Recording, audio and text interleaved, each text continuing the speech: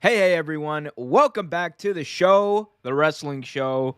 We're keeping it real, goes right. Welcome back to Real Take Wrestle Talk, live here on YouTube, and welcome to everyone listening on Spotify and Apple Podcasts. Trevor, it's not like anything's happened over the past 24 hours in pro wrestling, right? Nah, We don't got much to talk. It's going to be a nothing short show, happened. everyone. Um, how you doing, considering everything? How you doing? Man, I'm wiped. I am absolutely wiped, but with everything Oh, just going wow. I on thought you said you were white. I was like, are you sure? today, yeah, it might be. No, I'm exhausted, but today is going to be a day. I'm excited to get on here and talk to these people and see if they agree with my views. Oh man, I mean, 202 degrees is going wild in the chat. Big Ticket is here. Always good to see Big Ticket. Always good to see CC in the chat. All the great people. Will you stick to the budget like Tony Khan? Probably not. I will. I will Probably definitely. not. No, I we will. never do. I will undersell. I will undersell the budget. I am cheap as hell. Popcorn, does grilled cheese count? Says CC. We have a lot to talk about. Obviously, Trevor, I think we're getting some reverbiage on your end. Oh, With my everything noise. good? Yeah, like on your end, I'm hearing my voice in from your Oh shit. mic, but we'll get that situated. Anyway, while he gets that situated, guys, Cody Rhodes is not re-signing with AEW. He's going to WWE most likely. We have a situation where Stone Cold Steve Austin, who has not wrestled in 19 years, is probably going to main event WrestleMania with Kevin Owens. And of course, we have everything else that happened last week. Keith Lee debuting in AEW. We have Matt Cardona becoming the new NWA World's Heavyweight Champion. And everything else in between. I honestly do not know how else to really get into some of this stuff. I mean, oh wait, we do have a chat here. Omar, can we please talk about Matt teasing Jeff Hardy? We will talk about that today. And my favorite pizza topping, I'm gonna give you olives. It's a weird one, I know, but olives. Pineapple.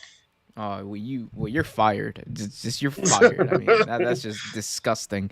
Anyway, guys, there is so I thought about this. We're probably we might get to WWE this week. We'll probably get to it next week because I don't want to bury the lead. I just want to get right into it.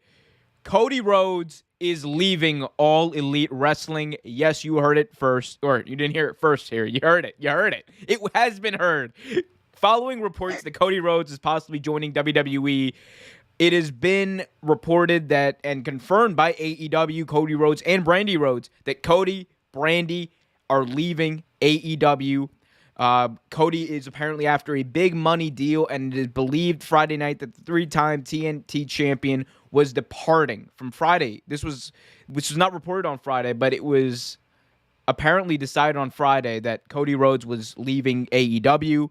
Andrew Zarian of Batman Pro Wrestling also noted that WWE and Cody's camp have been in contact. We'll get into the WWE portion of this in just a second, but Cody Rhodes is leaving AEW. We knew he didn't have a contract. We knew that he was working a per appearance deal. We knew that, maybe they were working this, but Trevor, this is not a work. I want everyone out there who thinks that this is a 100% work. This is not a work. People in WWE are saying that Cody Rhodes is talking to them. So this is confirmed on that end. And if you don't believe me, here's a statement, an official statement from All Elite Wrestling president Tony Khan saying the following, quote, Cody and Brandy Rhodes were integral to the launch of AEW. Cody's ability combined with his boldness and passion for our industry and his love for community outreach helped AEW deliver on our mission to give fans what they needed for far too long, something new, innovative, and lasting. Brandy helped us shape the AEW story, and I appreciate how she fought for us both in the ring and out of the ring, competing in the women's division while also advancing our efforts at inclusion and civic causes, including great partnerships with Culture City and the American Heart Association. I have immense respect and appreciation for Cody and Brandy, and I wish them both the best as they move on from AEW. Thank you, Cody and Brandy, from AEW CEO, President, and Head of Creative, Tony Khan. So there's the Yeah, gauntlet. There's the first part of this story. There's a whole second part that I had to say for another segment, Trevor. But what do we make of this news of Cody Rhodes departing from AEW? What does his departure mean, more importantly, for the company?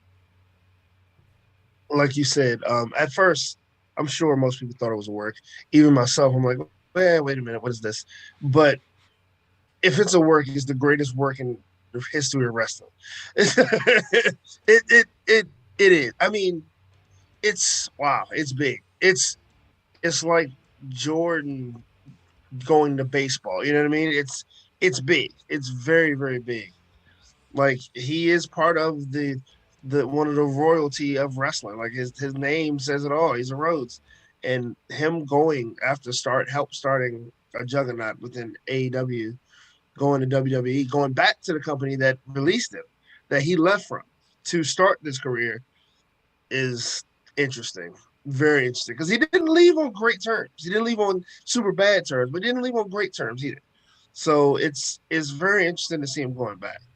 That payday must be humongous. I mean, it's obviously a huge factor for him. I mean, like here's the thing. What gets lost with a lot of wrestling fans, I do think, in this whole tribalism AEW versus WWE is the fact that at the end of the day, this is people trying to make a living. And Absolutely. Cody Rhodes is a reality star now. He is a TV star. He co-hosts a talent show, big talent show with Rosario Dawson and T-Pain. The dude's kind of a big deal right now, and if he wants to cash in on him being a big deal, more power to him. Like I think that he's well entitled to wanting a big or getting a big money deal. That's fine, right? But for AEW, I mean, I liken this. I mean, you likened it to Jordan leaving to play baseball, and I think in a similar vein, you could say that, but you could also say that this is akin, I think, more so to LeBron Yeah. leaving leaving Miami to go back to Cleveland, Yeah. because Cleveland for LeBron was a place where he couldn't grow, where he couldn't grow Right. into the person that he wanted to become. So what did he do? He said, "Let me go to Miami. Let me work with these great people that I've always wanted to work with. Let me work with my friends. Let me finally win a championship and put my reputation at the highest level." That's what he went to go do in Miami, and he did that, and then he went back to Cleveland. I think and it's not like a completely great analogy, right? But I do think there's a lot of similarities with that, because he leaves WWE because he feels like there's nowhere else to go right now within WWE. That he's reached his ceiling with Stardust. Let me go. Let me go out and do stuff with the Young Bucks. Let me go out and do stuff with the Bullet Club. Let me go out and be one of the kings of the Indies. And then he comes back now as a completely different player. And it is just crazy that this is like the one reason I say never about anything in pro wrestling, because this 3 years ago, 2 years ago, a year ago, unfathomable that Cody Rhodes would Yep. leave AEW. Unfathomable. And now we don't even know what Kenny Omega's contract status is. And if this is True. any indication, who knows what Kenny Omega's going to do? We knew he was comfortable in Japan. Like there's a possibility Kenny Omega just says, "Yeah, I'll do one-offs at AEW here and there, but I'm gonna sign a full-time deal with New Japan Pro Wrestling." That's very possible. Not Oh, saying it's that that's a report or extremely anything, but that's possible. very possible. But yeah, I mean, I I do want to also get into the idea of this being a work, right? And you kind of mentioned this. I talked about this. And I want to be very clear with everyone. This is 100% not a work. Cody leaving AEW is not a work. It is truth. They could not come to an agreement on a new contract. He's done right now with AEW, and he's in talks with WWE, and those talks are getting very serious. As last reported, so read into that all you want and say, Cody Rhodes would never leave AEW. like you all you Danhausens with no monies. But it is a wild time in pro wrestling, to say the least. I think I asked you this, but maybe we should elaborate a little more. I mean, we saw that, the Keith Lees have now come into AEW. All of the Bryan Danielson, CM Punks. How different, just kind of put into perspective for people who might not be too familiar. How different is the landscape now in AEW without Cody Rhodes as it was when they first started? So Cody, and then if you listen to all of the reports of him in the background and in the back behind the scenes and things like that, and everything that Tony has said, Cody is a lot like Dusty when it comes down to it. He wasn't the presence that Dusty was, of course, because they only be one Dusty Rhodes, but he is similar in the aspect of, okay, you're a newcomer, you're in here, let me show you your ropes, let me welcome you with open arms, let me be that voice. Oh, you want to run that by me? I don't that spot doesn't sound too good, maybe try this. Like, that's what Cody brought to AEW. Cody brought that veteran voice that, I mean, only of someone who was the son of a plumber could go through. Like, he Dustin, his brother Dustin, his father Dusty, like, were in it a lot longer than him, and he grew up on it. Like, he has a lot of insider that a lot of people don't have, and is helpful for them. And I honestly think with that being said, I mean, you still have Sting, you still have guys like Sting, you still have guys like Mr. John Ass. Moxley. You have Mr. Ass. And the You Ass got the ass Boys. man. You And the do, Ass Boys. and the ass boys. You got Christian. You have veterans in there, but again, like I said, it's only doing Dusty Rhodes. There's only one Cody, so it's going to change completely. It has changed completely. I mean, and now it's just it is going to be different, though. I think there's a lot of people who are like, oh, it's AEW still going to be awesome. While that's still true, AEW is still going to be an awesome show. It's still probably going to be the best pro wrestling show on TV. Again, that's Oh, yeah. subjective, but it is going to be different knowing that Cody Rhodes, and I know I said this in a video today, that, I like, how like MJF refers to himself, Darby Allin, Sammy Guevara, and Jungle Boy as the four pillars of AEW. And while that is kind of true, well, that is largely true. I mean, you could argue that Cody Rhodes, the Young Bucks, and Kenny Omega are really the four pillars of AEW, the four ones Absolutely. and without that, like, think about where AEW would be without Cody Rhodes. If Cody Rhodes doesn't lay down the gauntlet with Dave Meltzer, and Cody Rhodes and the Young Bucks don't lay down that gauntlet, the show, like, all in doesn't happen, All Out doesn't happen, AEW doesn't happen. It is just pro wrestling, the gift that keeps on giving. But yeah, Cody Rhodes and Brandy Rhodes as well. We can't understate that. Brandy was on TV like 2 weeks ago cutting promos with Paige Van Zant, setting up a match with Paige Van Zant and Dan Lambert. So you also got to think, like, at what point was it like? I'm assuming that Tony Khan at that point said, "Well, we're probably going to figure something out," and then like 2 weeks later, I guess we didn't. Yeah, I mean, it happens. You know what I mean? It's the contract negotiations are never, given, are never like for certain. Sometimes you think you have the right number, and it's just not the right number. But I mean, it could be money, but I think Cody is going for something a little more important than that. I think he's going for legacy at this point. It's true. I think it's part legacy, but I do think money. I think the idea money is making playing a big point. Yeah. Of because he has a family now. He's a dad. Like he's like, let me set up my kids for as much success as possible. And again, never get like, it's gonna be hard for any of us to ever get into the minds of millionaires, people making millions of dollars a year. Like and Cody Rhodes especially, because he has the EVP thing. He's one of the big stars in AEW, and he's got like 2 TV shows with one of the biggest broadcasting stations out there. So, I mean, he's raking it in, and you can only imagine what the dollar figure that WWE's going to throw at him is going to be. I think it's going to surprise some people. Genuinely, I'm not going to be like one of those marks in the comments like, WWE just offered Cody Rhodes $20 million a year. like no, it's good. Like No. It's No. going to be incentives and things like that, and it's going to be a good number. But I honestly think the main thing is, and I don't think he would go unless he had this, is majority control of his storyline. oh, he's not going to get that. I think even he knows he's not going to get that. Like it's WWE. Yeah, he's I not getting mean, that. he probably won't. But like the thing is, that's me. I guess it's just my mindset. Have already been to WWE and dealt with their shit. I wouldn't go back knowing that I couldn't. You know what I mean? Yeah, I mean, with Cody though, he also has the luxury of just saying no, being able to say no, and what are they going to do? True. Because he's that secure. He's like, okay, you're going to fire me? Cool. Literally started See the ya. other wrestling company. Like, See ya.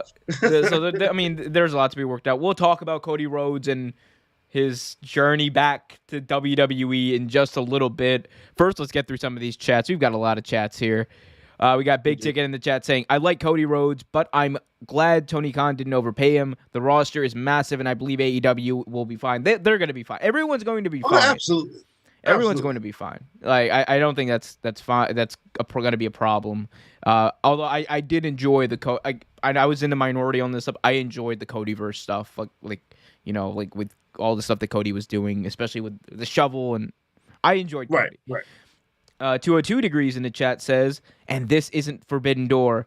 I can see him debuting at Money in the Bank, where WWE will have a mystery slot open in the men's match, and it will be Cody Rhodes. That would be a great way to debut him. I'm not even gonna lie to you. That would be a great way to debut him.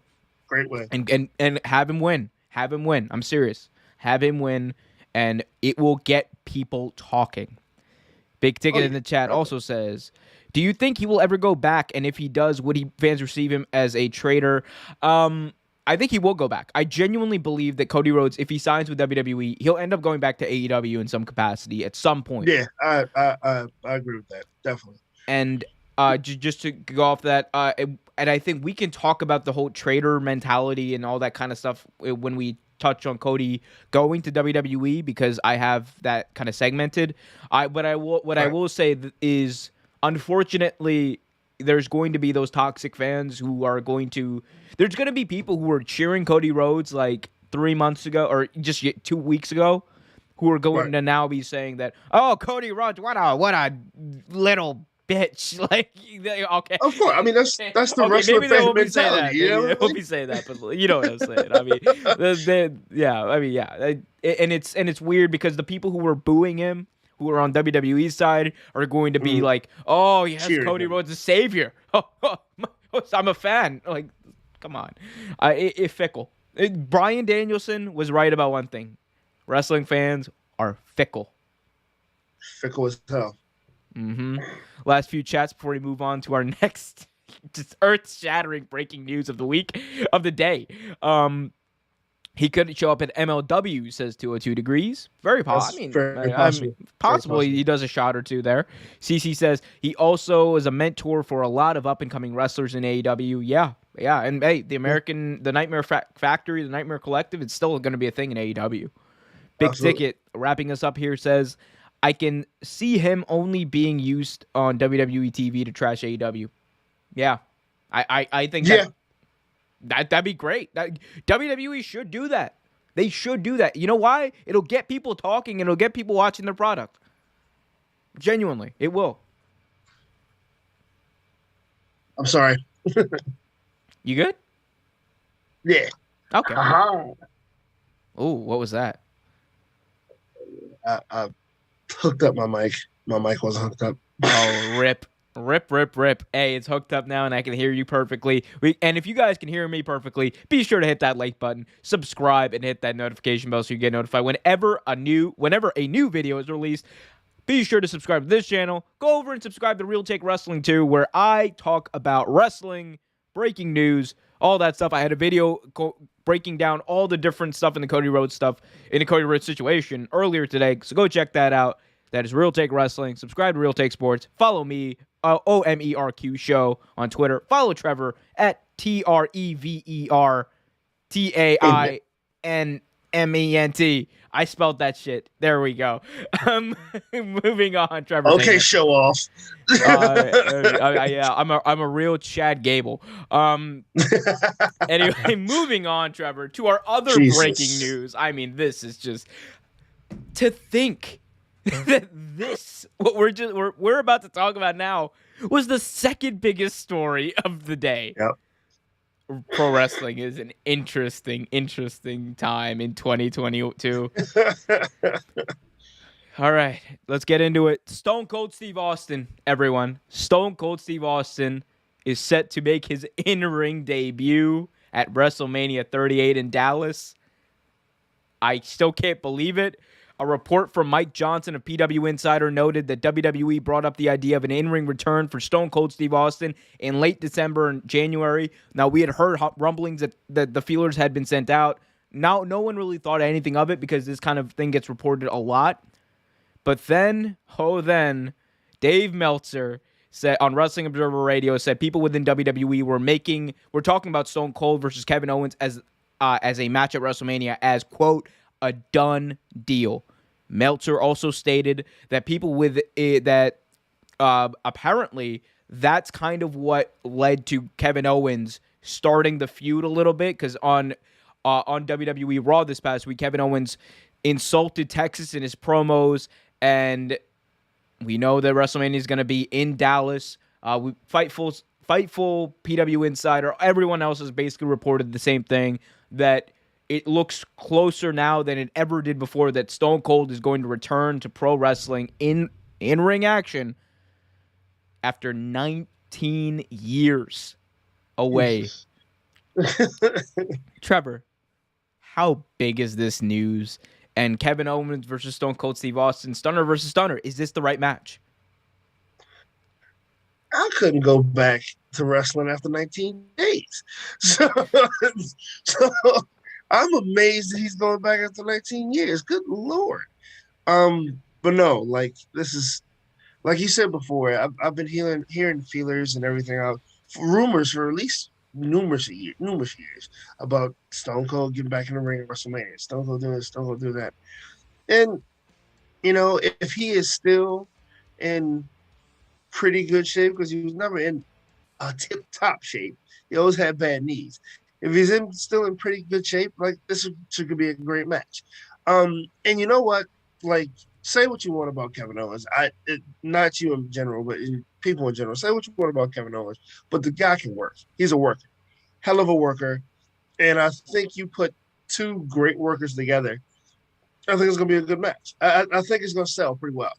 Now, I mean, Stunner versus Stunner is always a thing you can sell.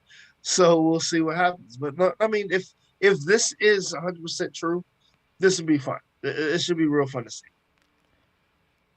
I am just waiting. I'm just waiting for Stone Cold to come down the ramp and cut a promo on Kevin Owens. Yeah, the promo is gonna be amazing. Trevor, again, if this is true, I mean, this is just. Here's the thing. I would say that, you know, I'm worried, right? But we're in a situation in pro wrestling where age is but a number. Sting is wrestling like it's nobody's business at the age of 62. He's wrestling better than you and I would ever wrestle. Hell yeah. You got Christian Cage returning after a 7-year absence. Hasn't lost a step. Nay, he's gotten better than he was in 2014.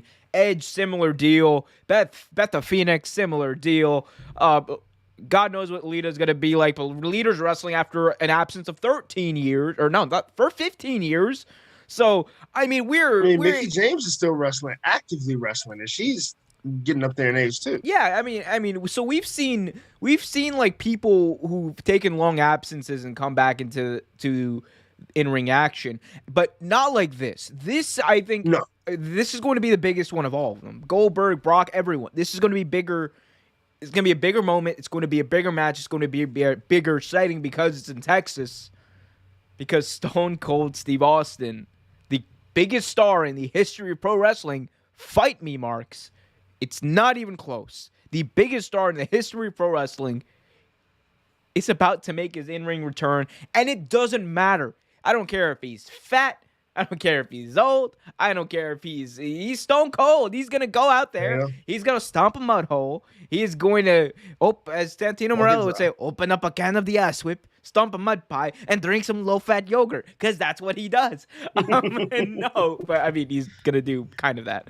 But it is. I mean, this is just. Again, literally do not know what to make of this, because I am just. It's just so interesting. And for Kevin Owens to be his opponent too, I think that's perfect, because you don't want to put him in like a title picture. I don't want to see Brock versus Stone Cold. I think that's actually a really good matchup for him, because it's going to be built up.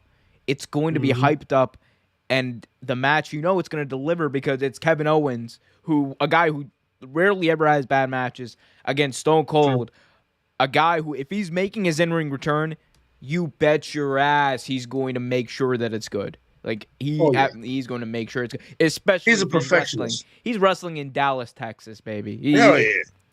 I mean, so there's that part. There's that part about it. I mean, it is the right match, obviously. I guess the other question would be, Trevor, let's go from the opposite angle. Let's go from the angle that this is just a work.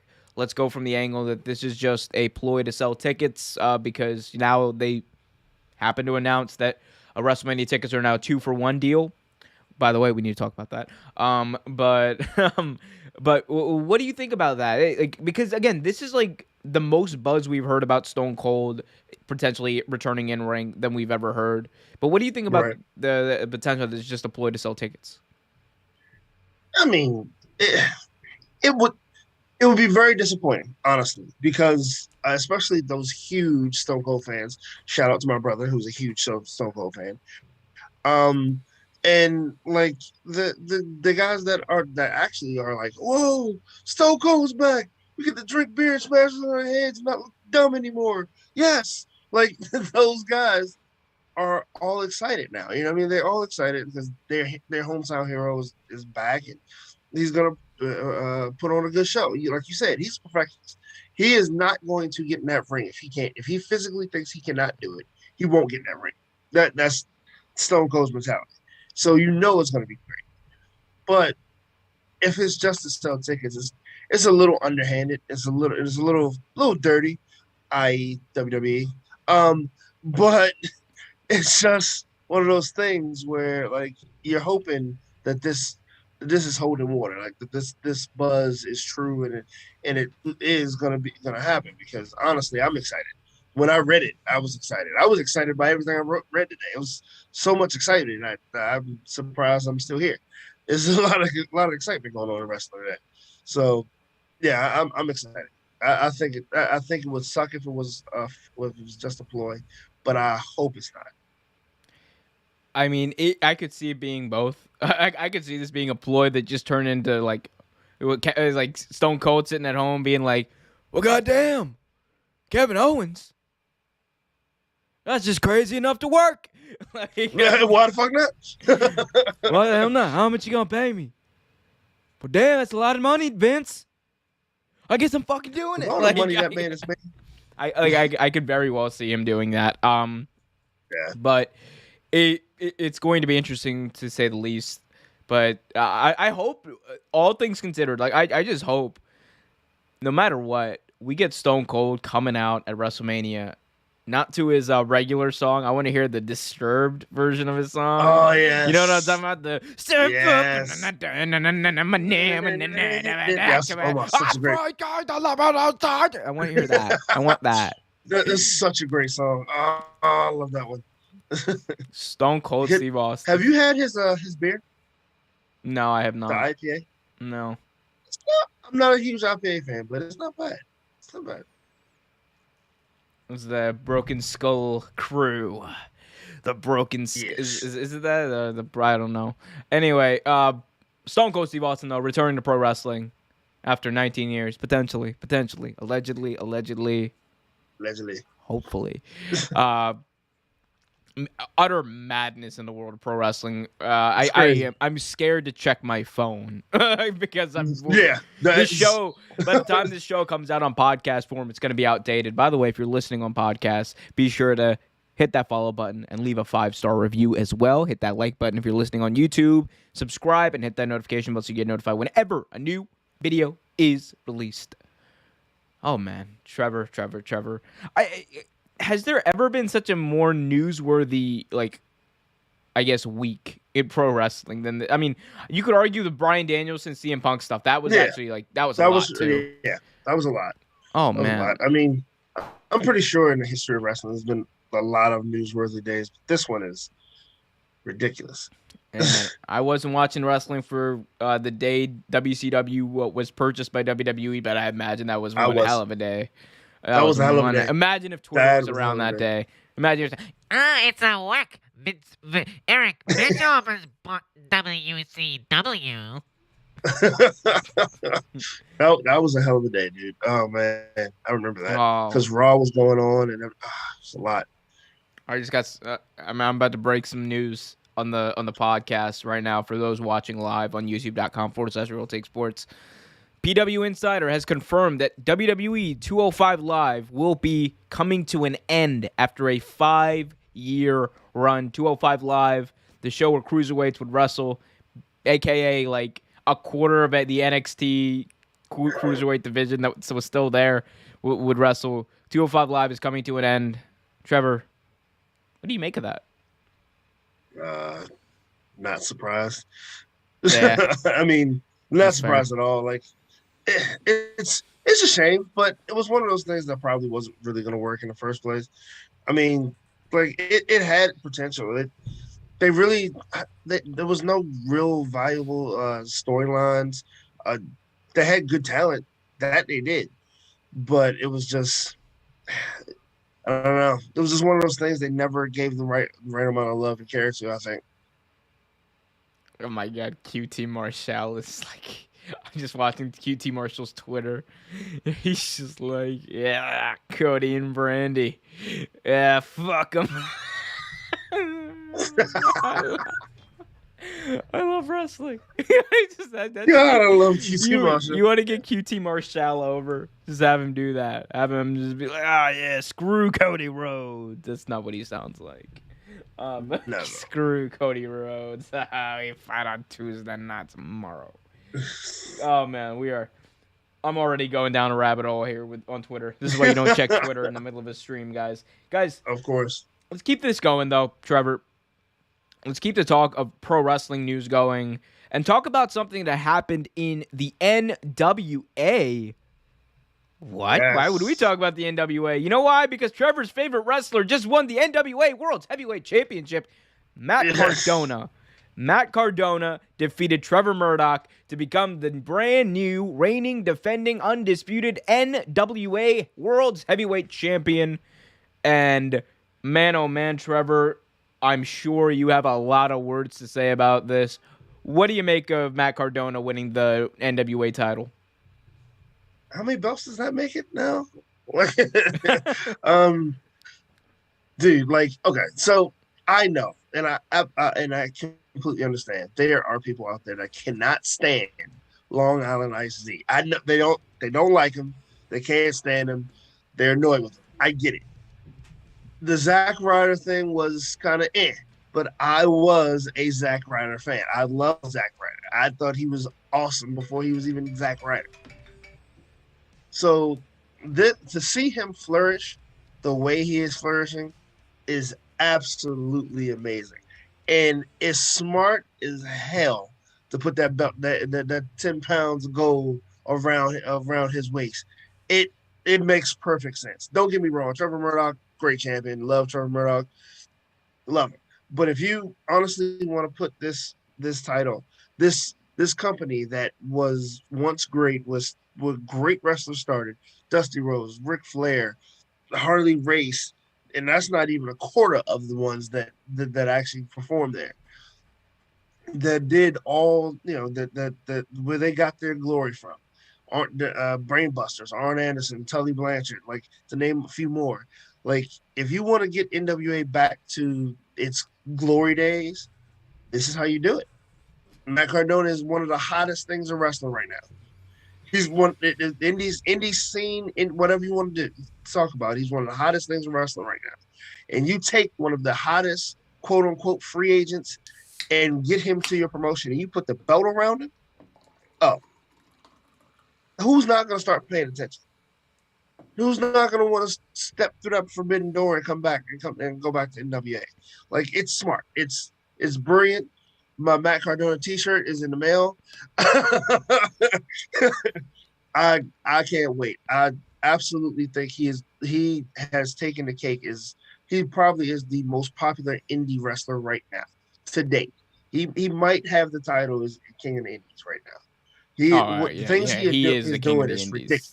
He is the king of the Indies. Like, I mean, before it was Cody Rhodes. Like right. Back in 2017, 2018, it was Cody Rhodes. Now it is undoubtedly Matt Cardona is the king of the Indies. Oh. He's the internet champion, both in literally and the figurative term.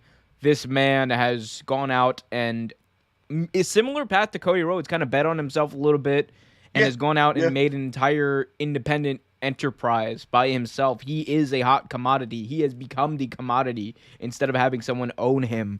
That is so powerful in pro wrestling, especially in a pro wrestling space that is dominated by companies that don't necessarily value the wrestlers as much as they probably and most definitely should.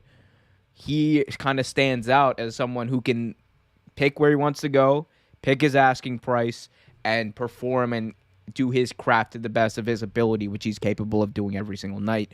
Matt Cardona, fudge you, Matt Cardona. You suck. I mean, I am like, come on. This guy, the NWA World's Heavyweight Champion, Harley Race, Ric Flair, before the accusations. Dusty Rhodes, the American Dream, rubbish, Ronnie Garvin, and this clown? The NWA World Heavyweight Championship? Are you serious?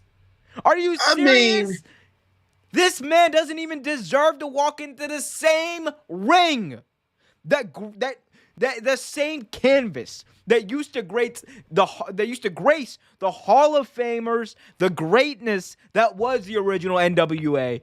It is an outrage. Wrestling fans everywhere should be outraged. Hashtag fire Matt Cardona, trending worldwide. Are you going to sit there and tell me that a man that pretty much made himself famous, a man that pretty much marketed himself into all these championships, the hard work is there, that he doesn't deserve to walk on that mat? Trevor? Well, I got a question for you. Why didn't he win the title in WWE? Why didn't he win the title Vince in AEW? McMahon sucks ass. Why didn't he win the title in AEW? Is Tony Khan suck booty too? No, he was only there for like 5 seconds, wasn't he? I mean, he was only on GCW for like 5 seconds and he won the world title. He was only on NWA for 5 seconds and he won the damn world title. True. Where's this? But he's been making weekly appearances at AEW. I mean, not AEW, NWA. He's been making weekly appearances at GCW. Oh, yeah, on their show that nobody watches?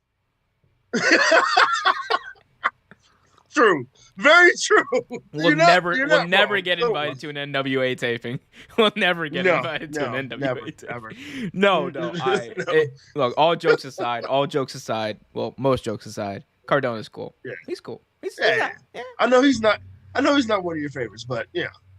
No, I do like him. I genuinely, I do appreciate everything that Matt Cardona does and what he can mean to pro wrestling moving forward, and the way he can inspire pro wrestlers to, like EC3 has, control their own narrative. That's exactly what Cardona's done, and I commend him greatly for that. Again, his matches really aren't my cup of tea. EC3 has his own promotion, right? Control the narrative, baby. Yeah. I mean, it's great to see. Him and Danhausen are two of the only people that I know that can accidentally walk themselves into a deal with a company.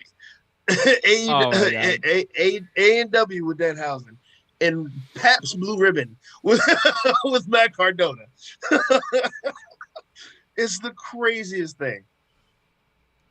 I still can't believe that was a thing that he got Pabst Blue Ribbon. Of all the people Yeah, to get Pabst Blue Ribbon over and to get that sponsor, it wasn't it even was John Matt Cena. Cardona. It was Matt Cardona. It's so funny, so funny. Pro Wrestling World is insanely funny. Let's kind of switch gears a little bit and talk about. Yeah, I mean, because this show is disorganized, disjumbled, and kind of all over the place. Anyway, I want to talk about the Hardy Boys real quickly. Okay. Matt Hardy teased last week. He told Isaiah Cassidy that if he loses, actually no, never mind. Oh my God, I just realized I have a perfect segue into this. Hold that thought, Trevor, for about Hold it. 20 minutes. Hold it for about 20 minutes. Because we're going to go back to WWE. Now we can get a little bit more organized. Sorry, I just had a brain fart. Anyway, guys, hit that like button, subscribe, hit that notification bell.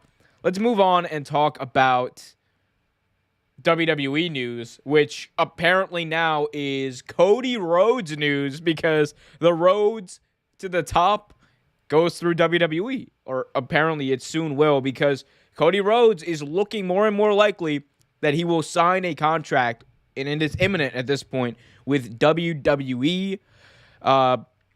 Here's the full scoop and the full story. Now it appears that Cody Rhodes is more likely than ever and to sign with WWE. It is likely that he is WWE bound, with WrestleVotes reporting that they fully anticipate Vince McMahon's company and Cody will reach an agreement soon.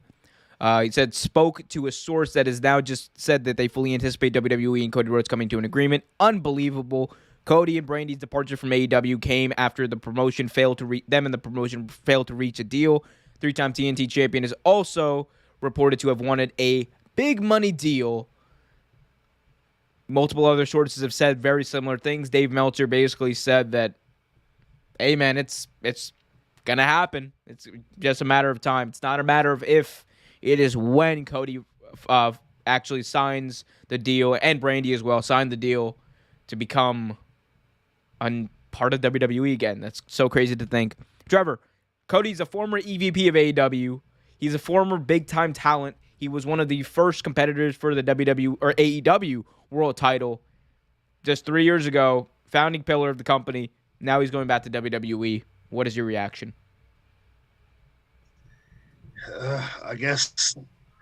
I mean, and for WWE, miracles do happen.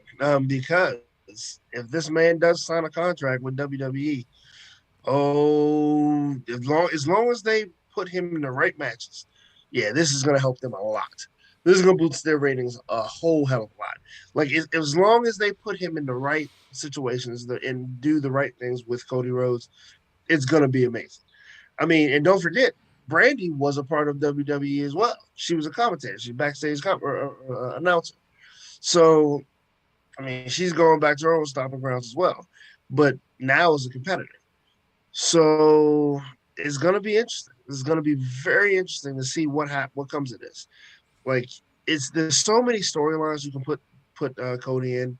Like, he's one of those superstars that you can put with almost anybody, you know. And WWE has a very interesting roster, so it's a very interesting to see what they will do with him, what matchups they're going to have, what storylines they're going to have. That's going to be interesting to see. To me, I always go back to. Again, I think that LeBron analogy, the more I think about it, the more it's true. Like, this is the same as LeBron leaving Cleveland to go to Miami. I truly do believe that this is what he's doing here, or coming back to Cleveland. I don't know, whichever one makes sense. But I mean, I see this. I truly see Cody in this like whole sphere is. He's someone who wants to be known to be the guy who does things that no one else does things no one else would think what you would do. He wants to break barriers, and I think he said this in his statement, something along the lines of, he said what he's about to do, what they're about to embark on, is something that's never before seen, never been done before, and I think it's going to be special. And you would have to think that Cody Rhodes would have some sort of at least guarantee that he could follow his path or his dream in WWE as to an extent within reason, considering what WWE considers reason, within reason, right? I think we're about to see. We could see potentially some of the best work of Cody Rhodes' career, and I know that's going to piss off a lot of people. I know it's going to make a lot of people skeptical. That's fine. I'm skeptical as well. I'm skeptical about everything, but there's a lot of potential here for WWE to have a character with Cody Rhodes that is just so different, means something else, because he is. We're talking about this, Trevor, and this is what's lost on everyone. We were the narrative for so long in pro wrestling between AEW and WWE has been that, oh, look at all of these WWE guys going over to AEW. Look at all these defections. The AEW is getting AEW is the trendy place to be. It's the best place to be.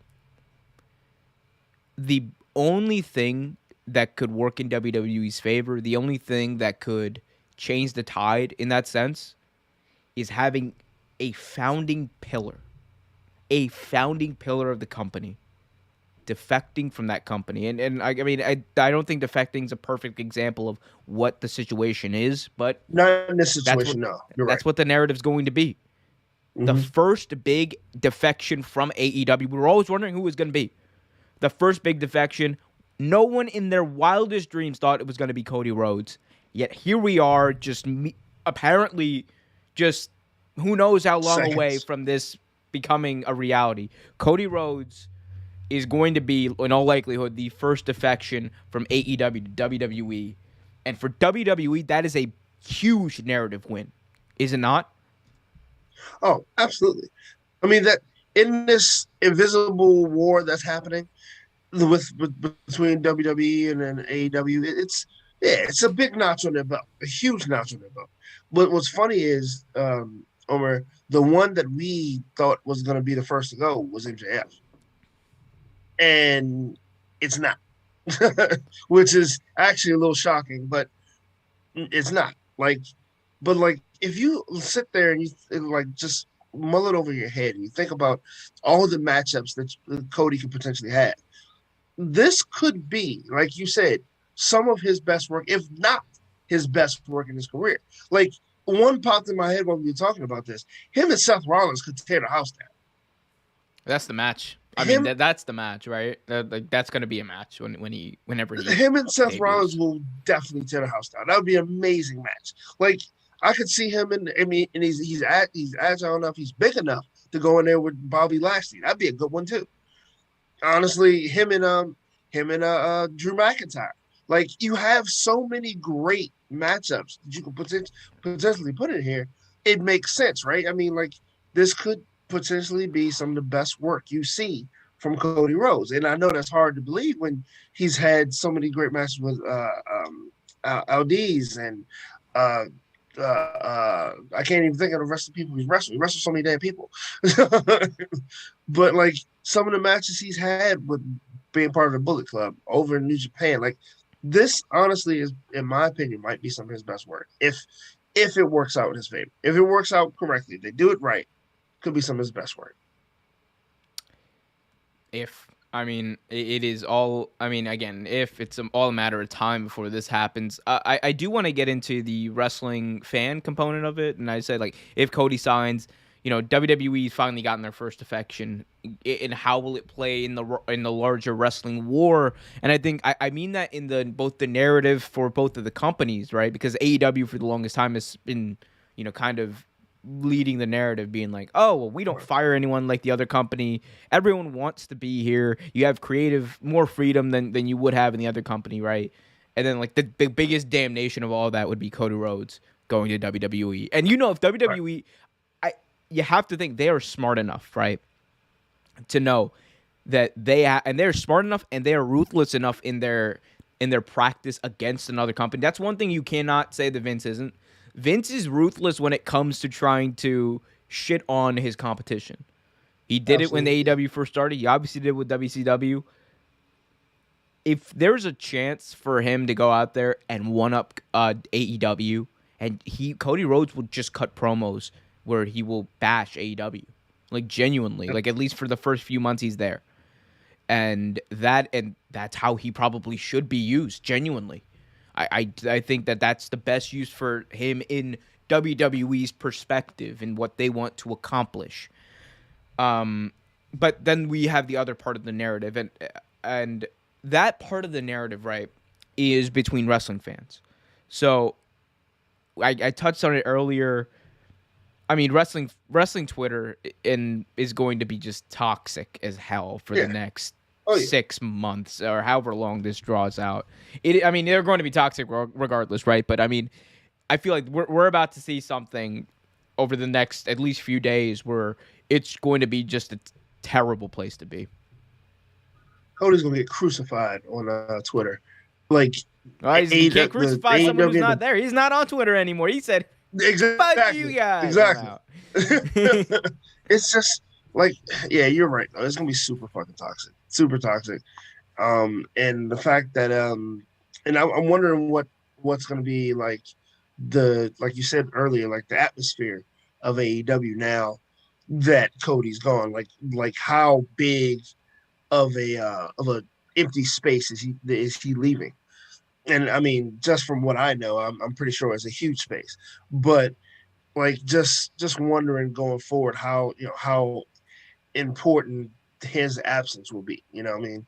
Like how detrimental will it be to the company? And like, I mean, again, I'm waiting to see what he does on WWE, waiting to see what type of work he puts in on WWE. And again, with this, that we can talk about this, especially since it's a good possibility we'll go to WWE.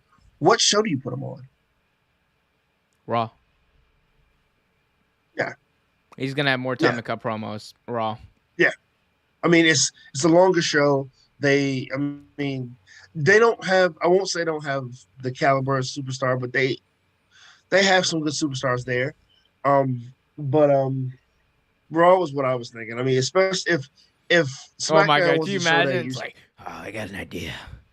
You're Eh, gonna be our guy on NXT UK. oh god, Yeah, have fun in is Liverpool, NXT UK you still a thing? I don't know. I mean, they still have a champion.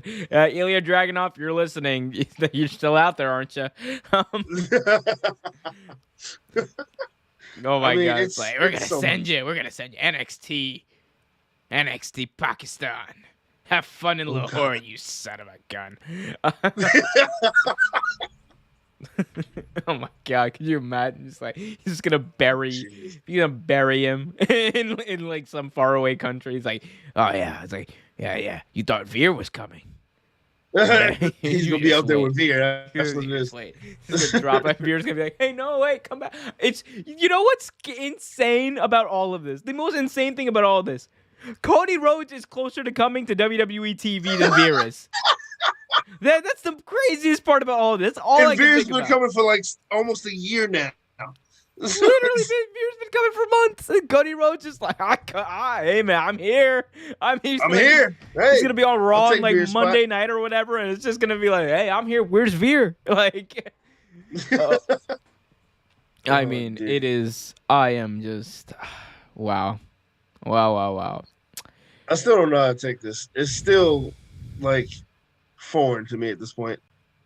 Cody Rhodes leaving AEW, Stone Cold Steve Austin returning to WWE, and Cody Rhodes potentially signing with WWE. What freaking world do we live in, Trevor? Oh my It's god. a weird one, dude. I mean, like this makes Keith Lee's debut and all the other stuff we're going to talk about seem like absolutely nothing. Like absolutely nothing in comparison. I mean, it was a big blow. It was, but like it probably would have been one of the biggest signings to date if this didn't happen. Oh, sorry, go ahead. Oh, I'm sorry. No, you continue. No, I was just going to say one last thing about this Cody Rhodes deal. there's prevailing sentiment that there were people in the locker room, and it's not a lot of people. There was a sentiment though amongst people in the AEW locker room that was maybe they were souring a little bit on Cody. And the other reports coming out of this are that Cody Rhodes and Tony Khan did not see eye to eye creatively, which could have led potentially to some of the things over the past few months we've seen with Cody. On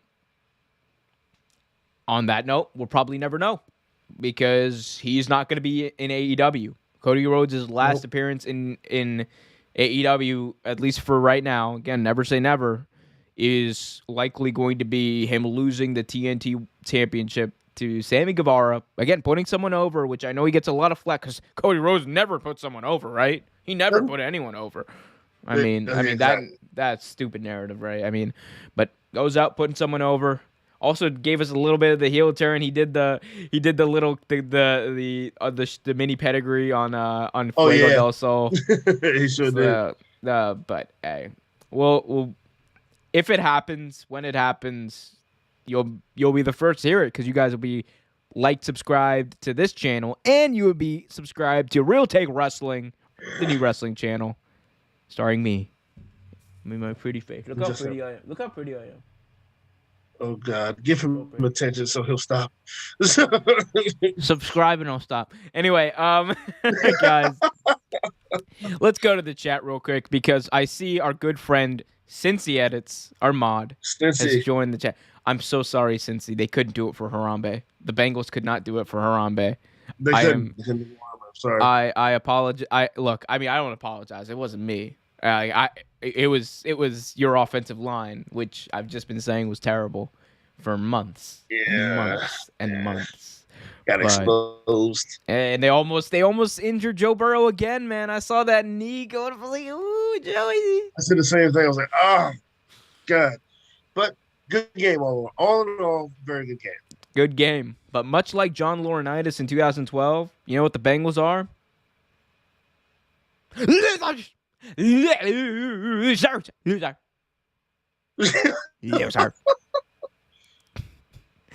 I love you, Cincy. More power to you. I hope you enjoyed your day off of school, though. Let's go to the chat. Ryan Woodridge in the chat says, "Hi, Omar. Did Roman cancel his hotel and won't be wrestling Goldberg this weekend because he didn't want to drop the belt in 5 seconds to Goldberg?" I love that question. I love that question. That was great. Here's what I'll say. I am very confident that if the plan is going to be for Roman Reigns to lose to Goldberg and for Roman not to get a win back against Goldberg, I promise you that Roman Reigns is not going to be okay with that. And he has enough stroke where he can say, I'm not cool with that. I'm not doing that. Not doing that, no. So I doubt that's going to be a positive. I hope it's not, because there is a wild scenario where Brock costs Roman the title and Brock wins the title. Like it is. That's for later. We'll talk about Brock in a second. Moving on.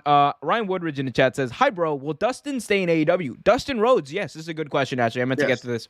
Dustin Rhodes is staying in AEW. He tweeted it out as well. He said that AEW is his home and he is staying in AEW. So Dustin Rhodes is the face. Cody Rhodes is the heel. Moving on now. Pretty much. Cincy Edit says, it's Cody Rhodes to 205 live. Oh, poor 205 live. Oh my God, 205. Oh, 205 live. All right, Pete. Can we get a salute to 205 live real quick? It just please, like, R.I.P. 205 live. The great match, the great match that exists. Yeah, the great match that was there. That was on there once, that one time. The one time about those two superstars. Oh, yeah. Oh, my God. No. There was one really good thing about 205 Live. I forgot who it was. I think it was it Noam Dar who used to do those I forgot who it was. I forgot who it was. They used to do PowerPoint promos. Like he's like, no, Oh, yeah. flipping. Yeah, I actually but do like those. but yeah, I mean, no, like yeah, no. Here you go. This is more like it. 205 dead.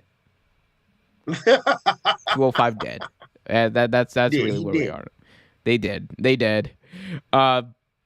Oh, since he has changed his profile picture back to Jamar Chase. Good move there. Okay, let's go through some of these chats. Ryan says, "Hi, bro. Could Stone Cold Steve Austin become tag team champions with Kevin Owens? That would be wild and interesting. Still interesting though." We have Founders Foundry in the chat says, "One thing's for sure. If all this is true, Cody Rhodes is getting ridiculous money. Ridiculous money to go on the road with his wife for minimum dates. Met him at Wrestle Circus. Great guy. If anything, promoters are getting hit." Founders Foundry also says wrestlers like Cody Rhodes are about to get paid by Vince given this madness. I mean, yes.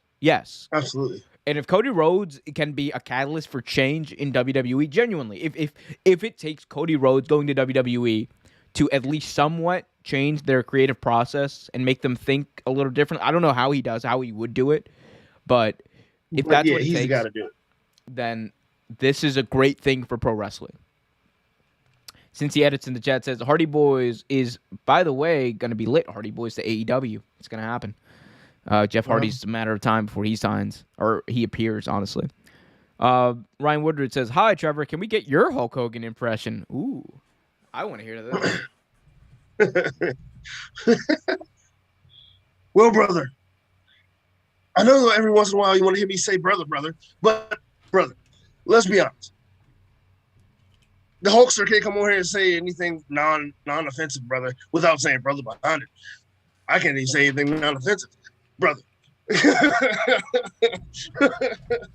I remember when I was in the Superdome, brother, and I had 50,000 people screaming at me, "It's the Superdome, you fucking idiot." Brother. I mean, it's just, brother. Me and pasta, brother. Me and Macho, brother. Me and Macho, brother. Oh, wait, hold on. We want to be the Mega Powers? There you go. You be Hogan, I'll be Macho. Yeah. You starting off, or am I starting off? Did I see what I saw last week when Hulk Hogan had his paws over my Elizabeth? We're doing that one. See what I thought I saw. That no good, dirty, rotten little bastard Hulk Hogan thinks he can have lust for my wife Elizabeth, and he's got another thing coming. Oh yeah, I see it in your eyes, Hogan. That was the greatest promo ever. Oh, damn it. I don't really remember what Hogan said. I really don't. That's why I was hoping you didn't do that. I hope you were making one up.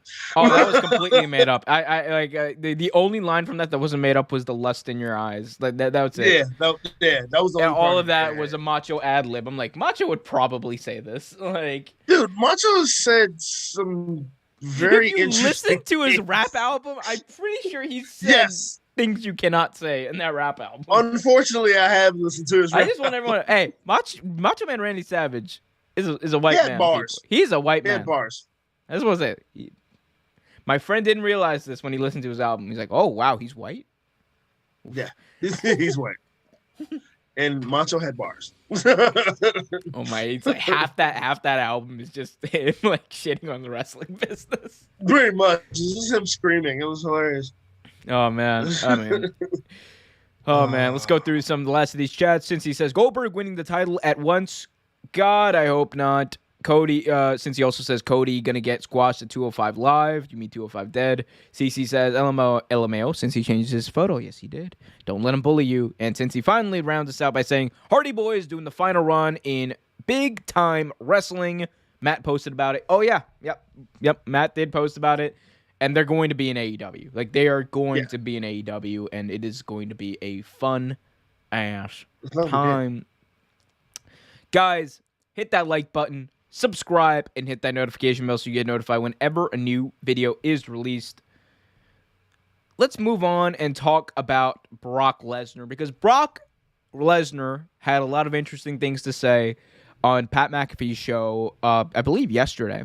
So Yeah. during a recent appearance on the Pat McAfee show, Brock Lesnar spoke about the problem with modern day WWE with fewer talent failing to get over with the crowd, or newer talent, I should say, failing to get over with the crowd. Brock basically said new talent cannot get over with the crowd. That's what he said on the Pat McAfee show.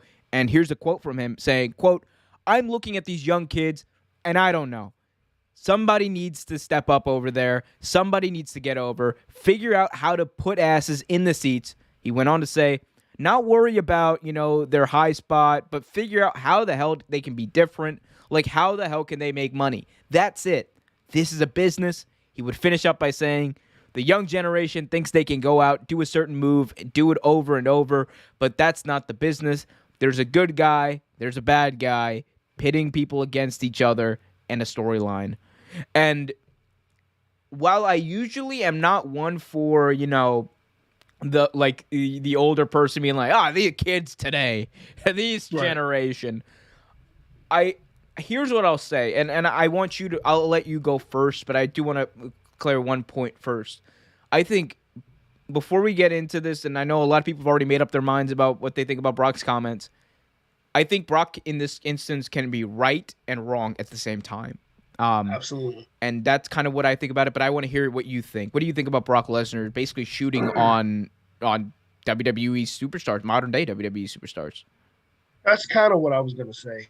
Honestly, that's part of what I was going to say. Like, I think in this particular situation, and I know how people take Brock's comments and a lot of Brock's comments, and I know how they're probably going to take this one, but there is some truth to what he said. There is some wrong to what he said, but there's also some truth to it too. Like with today's wrestling, right? Like you see a lot of these guys, they get in the ring and they'll, especially in the indies, they'll either look for that one great spot or they'll look for that one great move.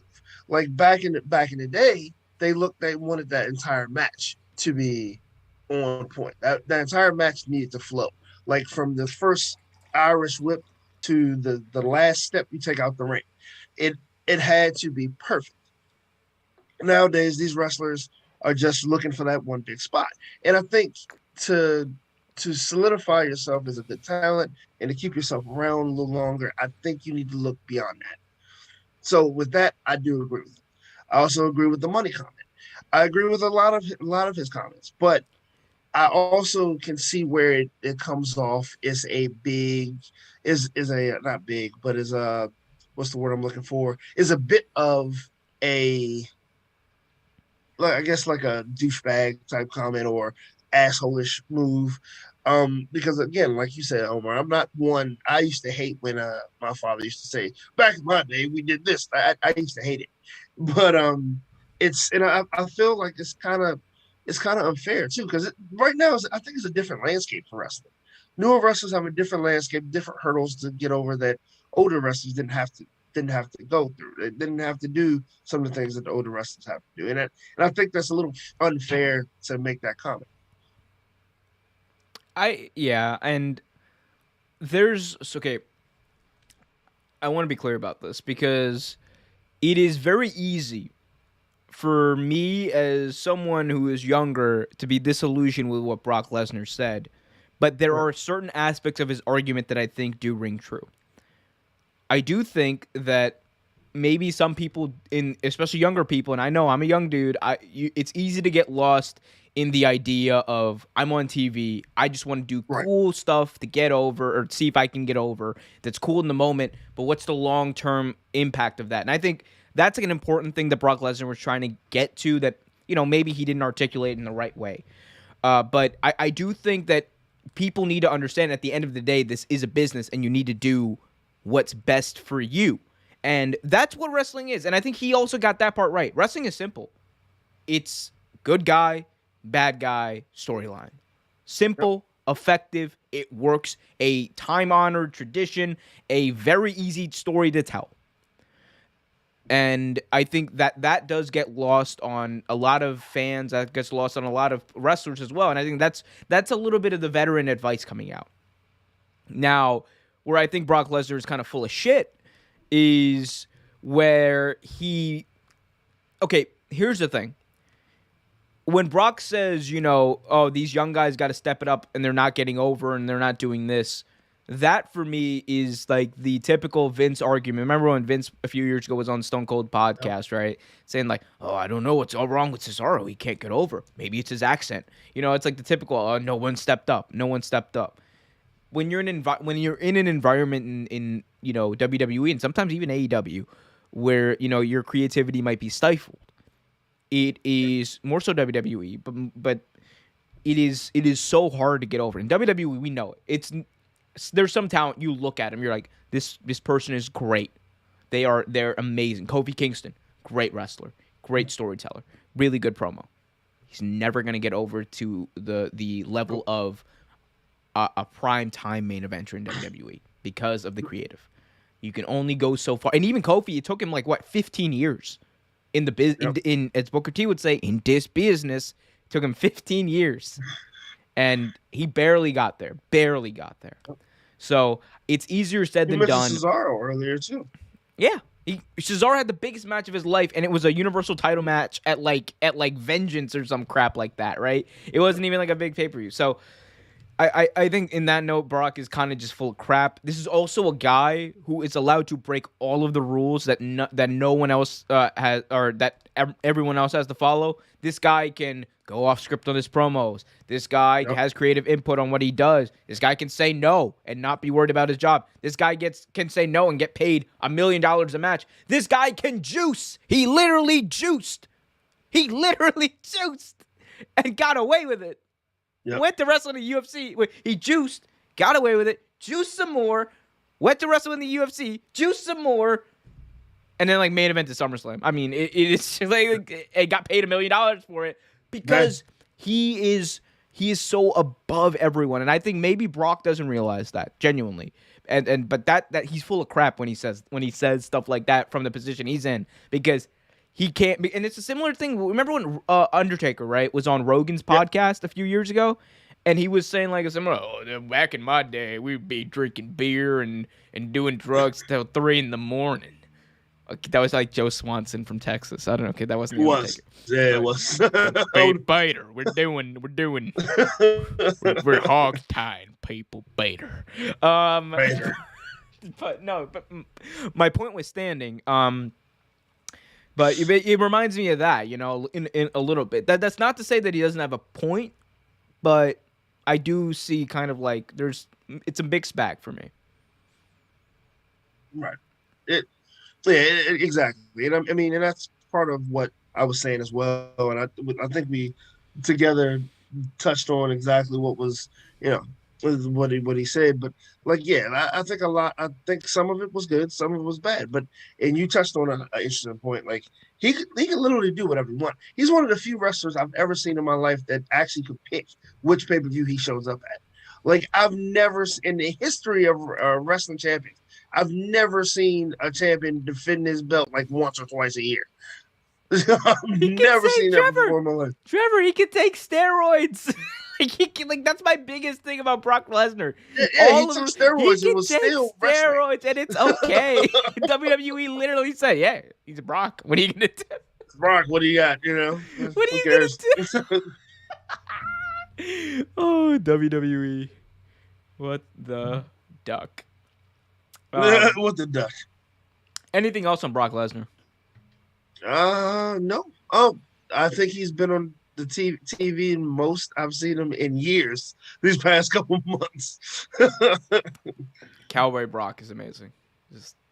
It is, isn't it? It's absolutely amazing. We got some chats here. Founders Foundry says the old guard, the WWE old guard are always saying that, but when guys try to get themselves over, Zack Ryder, Colt Cabana, well, things didn't work out well for those guys. Not taking away high spots.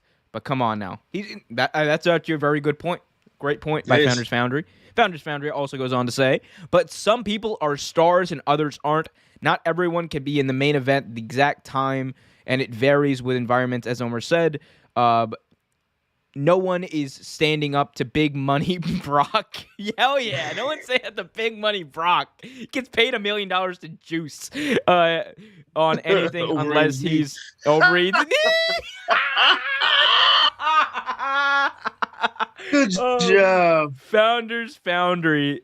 A winner is you. Good job. That was Ask New Japan Pro Wrestling or Brock. We'll tell you about it. Jesus. Oh, Jesus Christ. I literally do not read these before I say that. I read them as I'm speaking. And I saw Wolverine's knee. I was like, oh, popped. Yo, I forgot all about that, actually. Oh, man. Oh, man. Oh, dude. Good guys. night. Good night. Hit that like button, subscribe, hit that notification bell. It's gonna be a bad night when Brock Lesnar's at your door being like, "Did you say that about me? What'd you say about me on your shitty podcast?" If Brock Lesnar shows up at your door in overalls and a hat, smiling and giggling, what are you gonna do? First of all, I'm not opening the door. How would you know though? How would you know it's Brock Lesnar? Maybe we have peepholes, sir. I live in the inner city. I use my peepholes. I know what they are. I know how to use them. It was funny in DC. I didn't have a peephole. It was a crapshoot. Sometimes you're like, hey man, it's either the mailman or.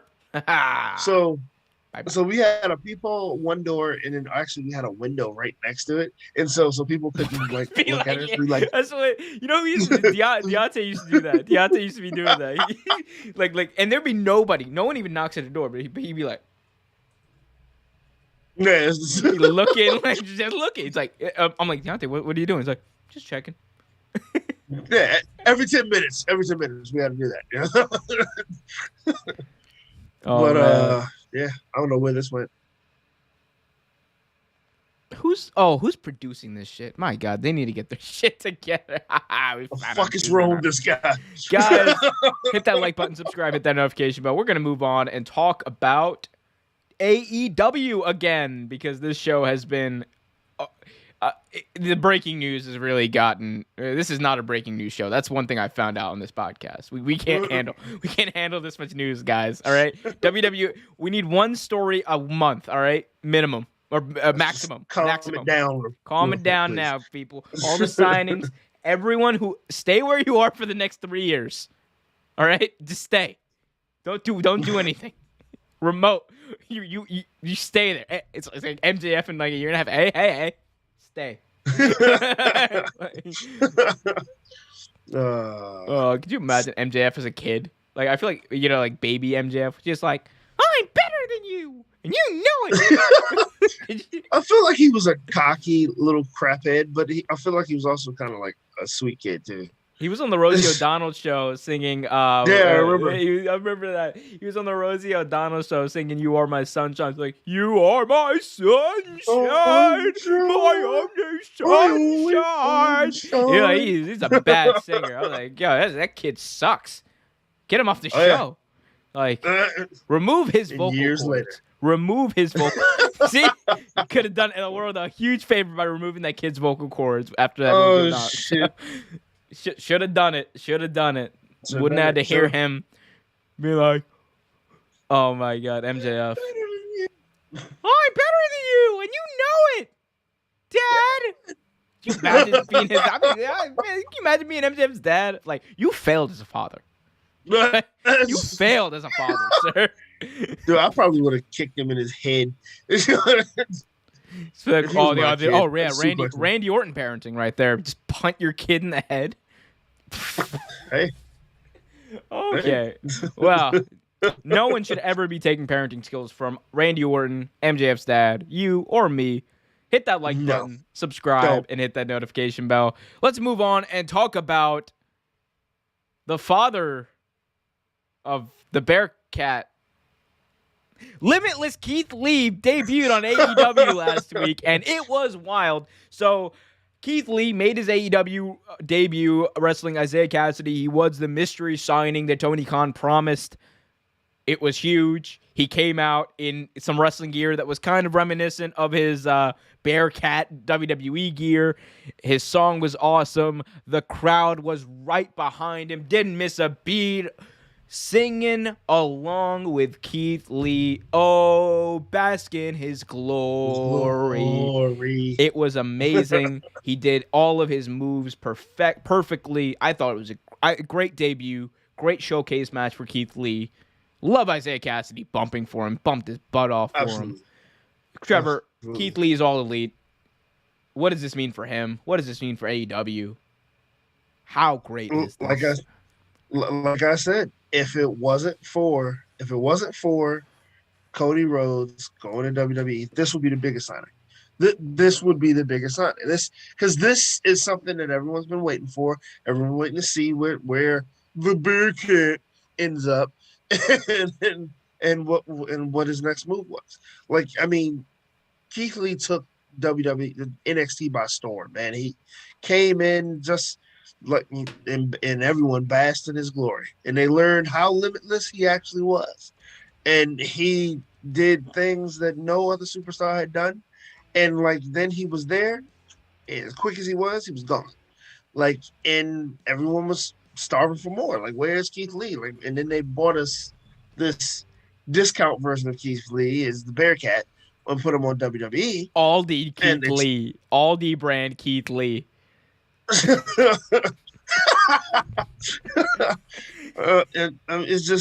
It was. I mean, don't get me wrong. I love Keith Lee. Keith Lee's one of my favorite wrestlers, but it was just you're like, this. You can do better than this. Whatever. But his debut in AEW means there's life back in his character. There is hope to see his face again. There's hope for a championship run. There's hope for a lot. And it's funny because we just talked about bigger guys going to AEW. And who comes up? Keith Lee. Great pickup, AEW. Tony Khan, good job. I mean, Keith Lee, good job. He's the one who did all the work. Look dude, come on, it's Keith Lee. How did WWE? I'm watching this, right? Okay, we were very fair to WWE. Now it's time for me to just bury that company. How? Just be honest with them. No, be complete. Like, no, I was being honest before, but like now it's time for me to get real, because this is real take sports, people. Guys, how? Keith, what I saw on Wednesday was exactly how you use this man in the ring. Yep. And it wasn't even a quarter of what he's capable of. And this is with him, in my opinion, he's like, I saw him, he doesn't look to be in like too great shape. He's probably been in better shape before. It didn't affect his wrestling really, but I mean, this guy has everything. He's charisma. He's big. He's strong. He's a threat. He looks like a threat. He's got everything you want. And he's great in the ring. The fans engage with him, which is the whole point of wrestling, to get the fans to react.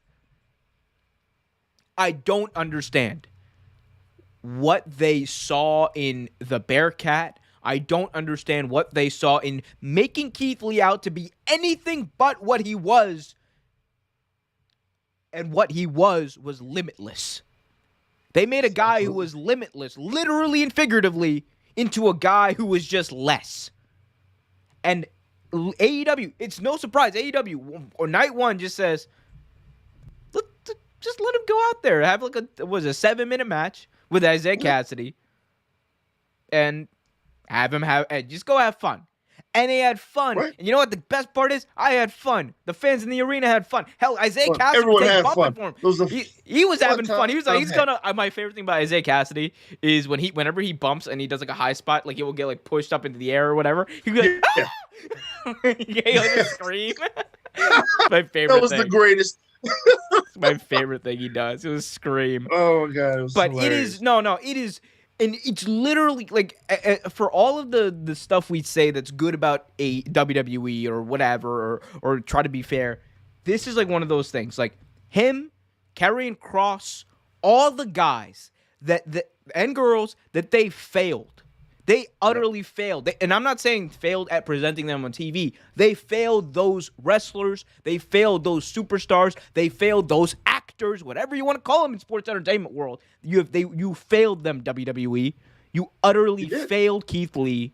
And you put him in a situation where he felt like he had to be the exact opposite of what got him to your company. And when you do that, imagine Trevor, imagine this, right? I come on this podcast. I'm a very vocal, energetic, arms in the wavy guy. I bring a lot of energy. Imagine if, like, I was told before I came on here to be a completely toned down version of myself, talking monotone, present things like that. Like, it would not work. You know why? No. Because the whole reason people like me, or the two people that like me, the whole reason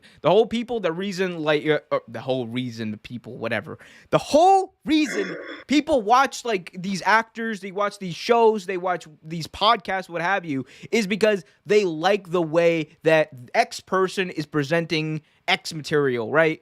They like you for your insane stories about fighting Eddie Kingston. They like me for my impersonations. Hell, I like Cincy because he's keeping the chat alive sometimes. But everyone has a place and everyone has a reason why they're liked. But when you take away the reason why someone's liked, like they did with Keith Lee, why should I care? It's sad. It is sad. And I know I just went on a diatribe. I always do this. Man, screw that company sometimes, man. Honestly, screw that company because it is so easy. It is literally so easy to do what they do because I could write that crap. You want to talk about writing crap? I could write that crap that they put on TV. I'm not a writer. I'm not a WWE writer. I'm not a Hollywood writer. The standards should be higher. And what they do every week on Raw, what they do mostly every week on SmackDown, as far from a storyline standpoint and presenting talent, is utter garbage. It's terrible. It's absolutely terrible. Like, you could literally put Keith Lee in a room the size of a bathroom and have him wrestle a mop, and it will sell because he is that damn good. Like, Keith Lee is amazing. Like, you want to talk about guys his size back before him. It was mentioned in chat. Vader. Vader's a good, Earthquake. Earthquake was another one. Earthquake was another one. Honey. Actually, one of my favorite out of the big man crew is Bam Bam Bigelow, and I think Bam Bam was just like, how do you not use Bam Bam? They didn't use Bam Bam right. They couldn't use him right. It's just ridiculous. A man that size who moves as quick as he does. It is as agile, strong, it's great on the mic. He oozes charisma. Oozes. Like, how do you not use Keith Lee? How? I don't care how big he is. I mean, honestly, if the truth of the matter is, he should fit in Vince McMahon's mindset of a wrestler, honestly. No, because Vince McMahon wanted him to be Brodus Clay. Yeah, he did. And he just wanted him to be big, tough heel. That's all he wanted him to be. He didn't want him to be the Keith Lee that came out at the Royal Rumble 2020 when Brock Lesnar saw Keith Lee. He's like, "Oh, who the hell is this guy? I want to fight you." He was like, "Oh, big guy, I want to fight you." Because Brock looked at him and was like, "Oh, I can make money with you." Like, that's exactly what Brock was like. I can make money with you. And Brock and Keith Lee would tear the fucking house down. They did for like 20 seconds in the Royal Rumble. They did. And I know they did. Yeah, I know they did. Man. But it's just, dude, where do you get off, Vince? Where do you get off with your billions of dollars and your $1 billion? Vince isn't even the richest pro wrestling owner anymore. It's true. He's not the richest pro wrestling owner anymore. Is that true? What you want? That's very true. Gabagoo, what you want, eh? Gabagoo. Where's the show go? Where's the show going? I don't even know.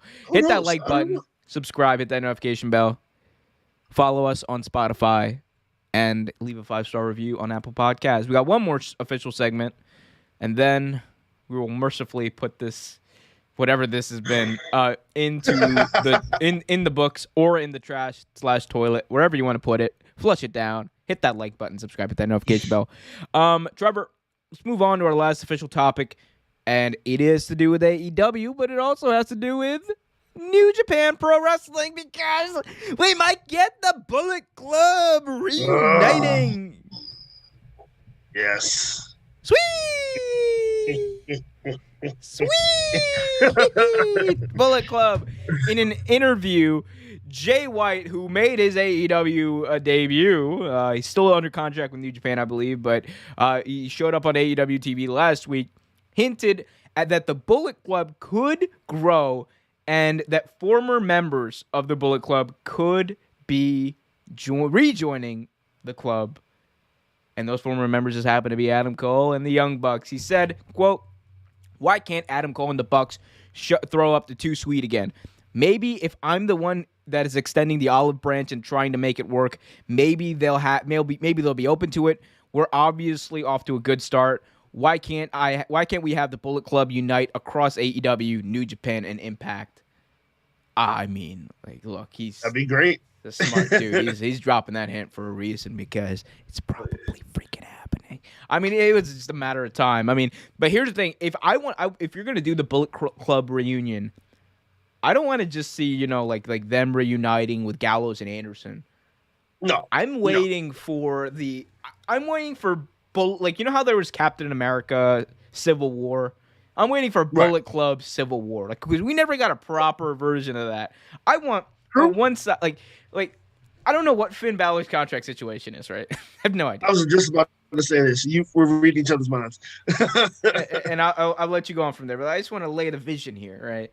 I don't know what Finn Balor's contract situation is, but yeah, Finn Balor, like let's say, like 6 months, whatever, because WWE contracts are just expiring. Let's say like 6 months, Finn Balor contract's up.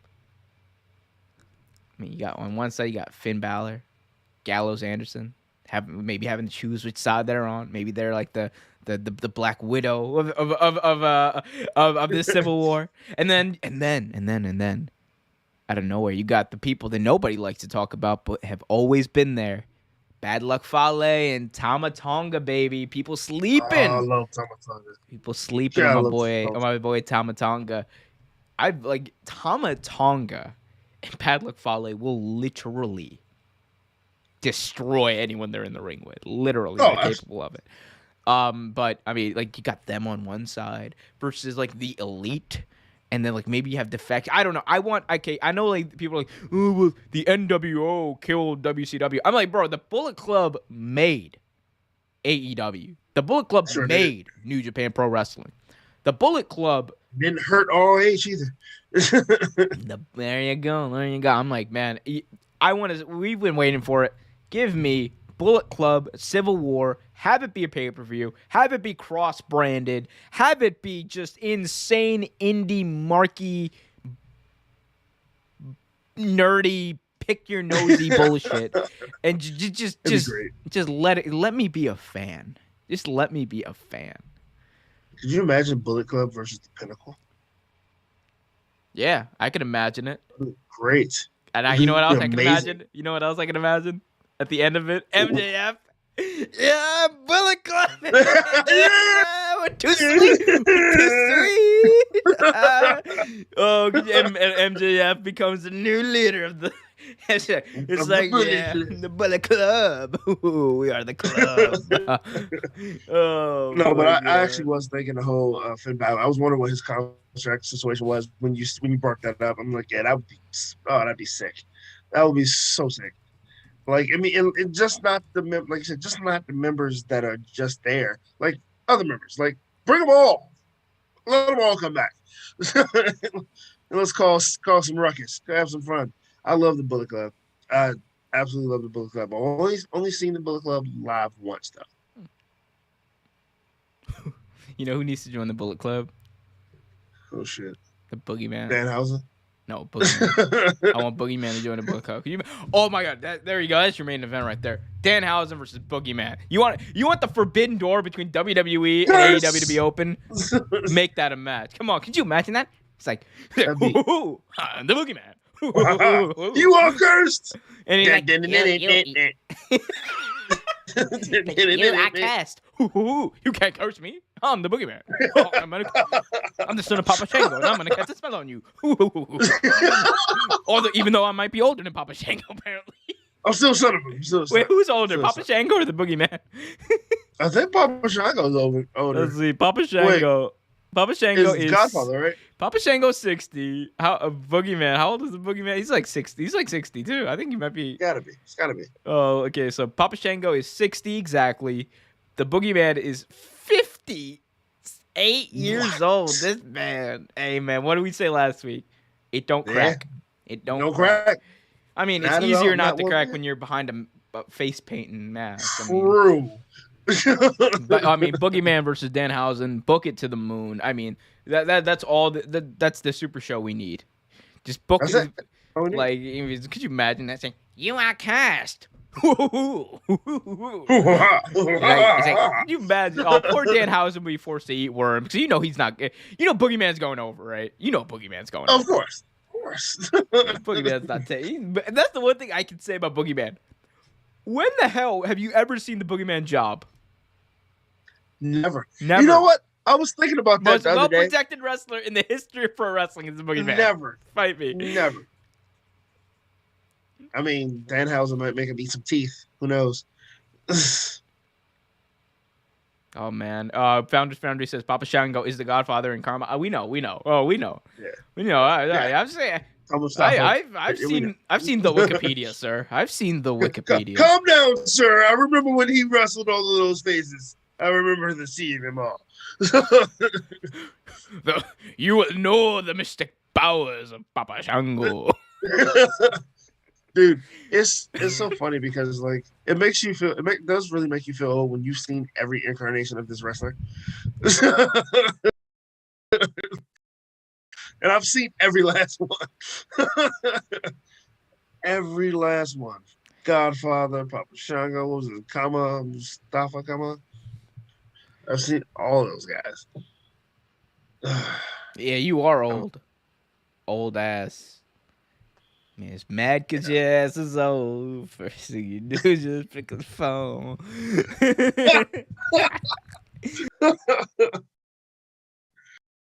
Oh, man. Your mic. Oh, there you go. Your mic is messed up, I think. There you go. I can't believe it's gone. What? Oh, well. Guys, we hope you've enjoyed whatever this show has been. Hit that like button, subscribe, hit that notification bell. Let me see if there's any breaking news that hasn't been... Oh, hold up. Before we get to that, actually... Trevor, I want to get you to react to this audio from the Hardy Boys, if you would please, because as we know, the Hardy Boys, as Danhausen would say, the Hard Boys, hello, Hard Boys. Oh God! No. Oh my God! Yes, that's gonna. No. That's going to be it. That's going to be a thing. Danhausen versus Broken Matt Hardy needs to be a thing. Can you imagine calling them the Hard Boys? Hello, we got the Ass Boys and the Hard Boys. Did the Hard Boys go in the ass? No. Okay. Anyway. Demonetized. I mean, that was like 10 hours ago. Anyway. Here we go. So here is Matt Hardy. This is Matt Hardy talking about, he's with Brother Nero, with Jeff Hardy, talking about Jeff Hardy and Matt Hardy reuniting. Let's take a listen. And I want to say thank you, Vince McMahon, for freeing Brother Nero and letting the greatest tag team in all of space and time be reunited one last time. And I mean... And we kind of figured that was going to happen. And when you actually listen to Matt Hardy talk, sometimes you forget they're from North Carolina with his country ass. But every so often it comes out. But no, man, this is if they do reunite in AEW, that'd be so great. Like I just want Jeff to get a fair shot. You know what I mean? I'd love to see Jeff in his career on a fair shot. Retire just with all the pettiness behind, all the bull crap behind. Just, get out there and do what he loves. Hello, where the Hardy? Yes, hard boys. Is that you? He's like, who are you? I shall delete you. Well, I shall curse you. This is Cashew! the very evil deletion. The very evil. Oh, that's gonna happen. That's just gonna What? happen. The very evil deletion. Tony Khan, pay me my royalties. All right, pay me my royalties that I'm due at this point. Because I look, Trevor. At this point, I'm booking for AEW. Like definitely, right? You are. I mean, You are like, at this point. like I think think we about both like, are. I mean, yeah. Like, I mean, like I remember I remember when what was it? It was Blood and Guts, the first Blood and Guts match that they did, right? I remember I think I came on the show and I said if they're smart, they're going to do exactly what WCW did in 1996 with the NWO and the Four Horsemen. It's like that's what you do. The only thing that would have made sense in that aspect would I wish they had done like a stipulation that if the Pinnacle had won, that the Inner Circle had to break up. That would have made a whole lot of sense. Yeah. Because literally since then, the Inner Circle hasn't done jack shit together. No, they haven't. They really haven't. Nope, They not might at as all. well have broken up, and it would have been a great reason for Chris Jericho to want another match with MJF. Like, it just didn't make sense. It just... Ugh. Yeah, absolutely disgusting. Oh, man. Founders Foundry says, oh, good. Yes, fun times here. Better than Raw anyway. Upbeat. That is not a compliment. That is... How dare... Backhanded compliment. That can't be good. Like, better than Raw. Yeah, like, dude, I was watching... Dude, I was staring at my ceiling last night at 12 a.m. That was better than Raw. Like, come on. Yeah. Yeah. We all love But Founders thanks, Foundry. Thanks, Founders Thanks, Foundry. Founders.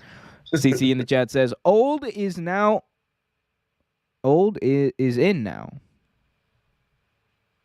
Okay. I guess I'm in. Not old. I had to wait till I got old to be in. I mean, I'm old. I'm old. I'm old. Like, I had my birthday yesterday. I was, oof. How was that, sir? Old. Yeah. Well, how do you think having a birthday on Valentine's Day, being a single dude during a pandemic is? It should be great. Yeah, you know what I did last night? I watched the Spider-Man the animated series. See, I'm not big on birthdays, so like that sounds like a great birthday to me. People leaving me alone, not bothering me.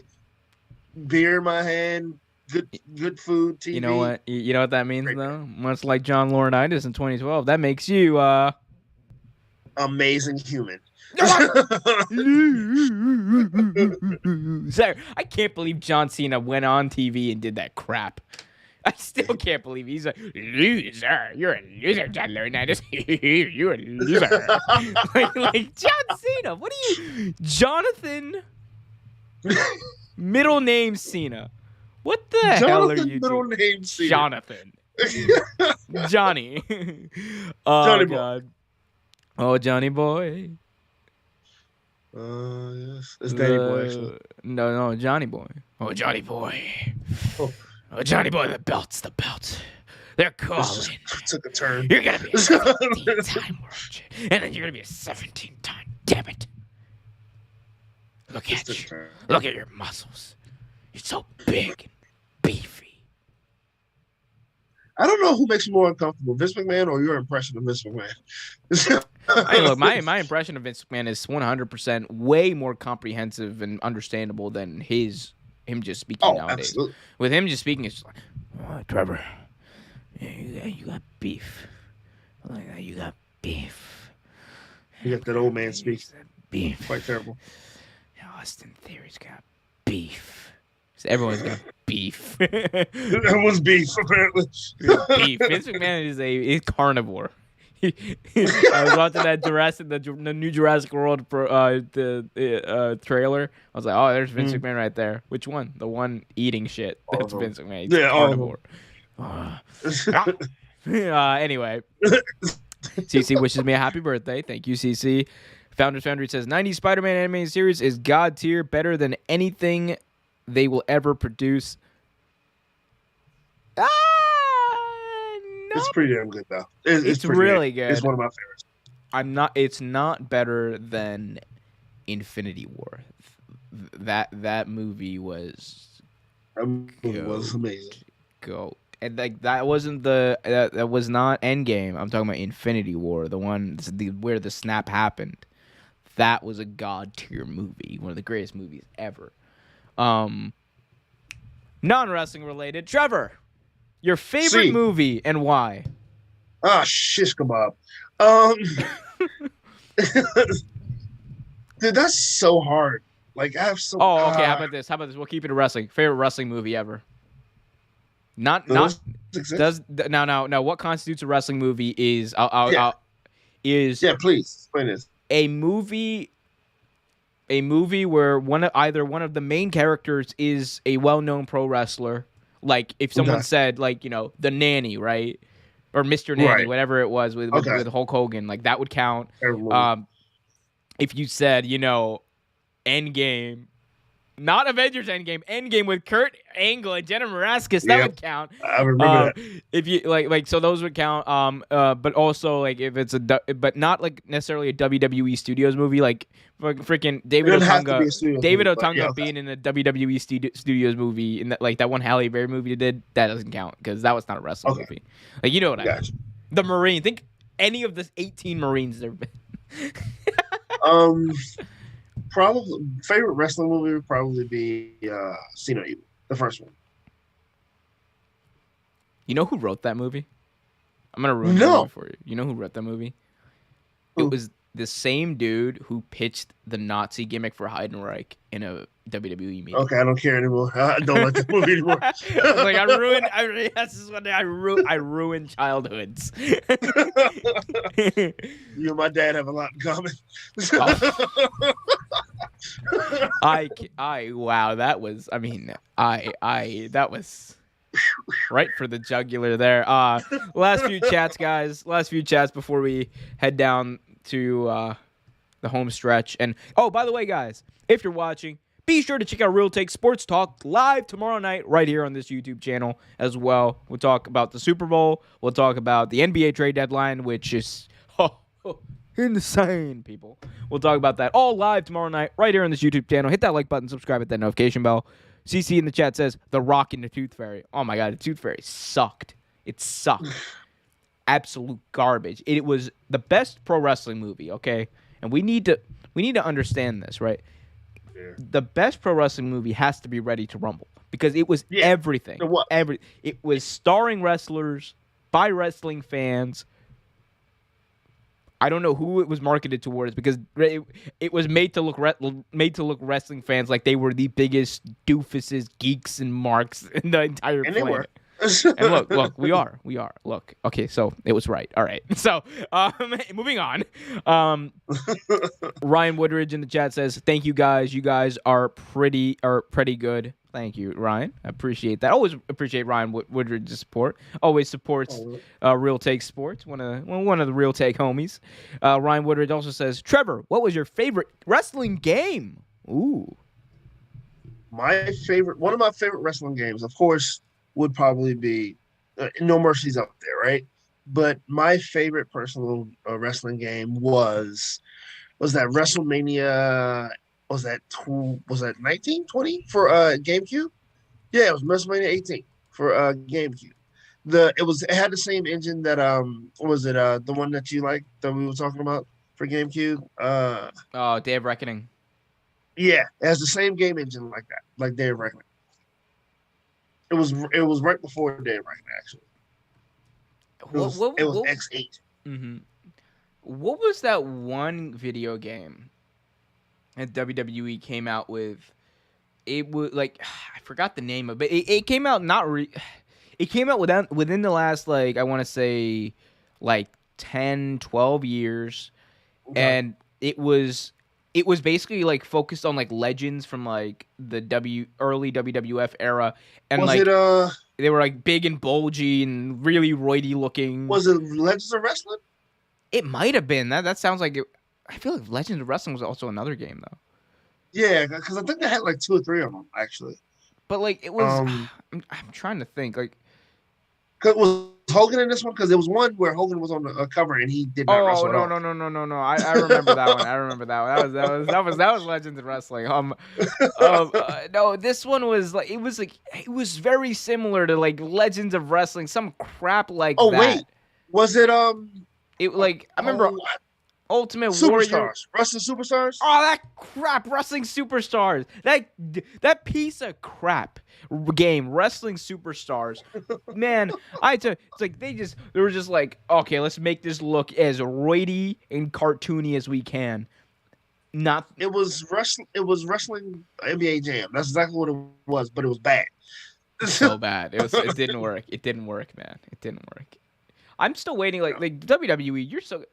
Dude, WWE should do what like UFC does with their video game and make like the My Career or whatever, like a whole thing where it's like dude comes up in the indies. Actually, AEW should do that. Well, although, my god, dude, you want to talk about video games? The last thing, I promise you, Trevor. You're fine, man. 2K and now Ukes must be going crazy for both companies. The video game developers for both AEW and WWE right now are just like Have you seen the clips for both games? I've seen the clips for the WWE game. Apparently, it's like what? It looks really good. Yeah, it looks really good. I mean, I just don't know. What game's Cody gonna be in? This is gonna decide a lot of this. What game's Cody gonna? Could you imagine? Could you imagine they had like the cover and everything already designed? Just like, damn it! Like, all right, come on, Cody, put the suit on. Shit. Oh my god! Then they gotta take Cody out, put Keith Lee in, put Daniel Bryan, all these guys, and then like WWE's gotta take all those guys. Oh my god! It's just a mess. It's gonna be a lot. I love it. Man, just combine the game. Honestly, it's so much easier. Just combine the game. WWE, WWE, AEW,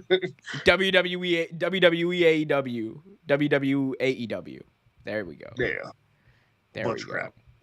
Just make it happen. Do it for the fans. Hit that like button. Subscribe. Hit that notification bell so you get notified whenever a new video is released. Guys, this has been a great show. Or it has been a show. It's been a show. It has been a show. It has been a show. Yeah, it has been a show. Cody Rhodes is on his way to WWE. Brock Lesnar is talking about this, you young people. Malachi Black is doing what else? He wasn't even in this show. I just mentioned Malachi Black. Oh. Hogan is still racist. Hogan is still racist. It's true. Macho Man is still dead. And unfortunately, that was low, sir. Oh, I mean, dude, you want to go low? Like that is like, dude, I'm a dude. There's an account. Did you know that there's a Twitter account called Is Test Still Dead? That's the name of the account. Is Test Still Dead? And every day they just post yes. It's the most offensive account I could ever imagine. It's just. I should not laugh to that. Literally, the account's name is Test Still Dead, and the guy just posts yes every day. That is the most fucked up thing. Oh, Jesus, Christmas. Jesus, Christmas, and crackers. Guys, we're actually done now. Hit that like button, subscribe, hit that notification bell. Be sure to follow us on Twitter at Real Take Sports, Instagram and Facebook, Real Take Sports Talk.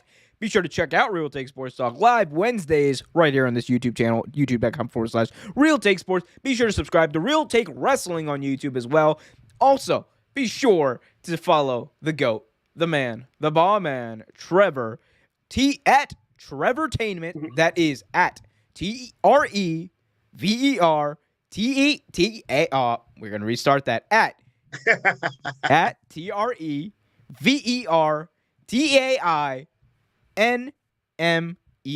I'm going to get that down like Jeff Jarrett has his name down one day.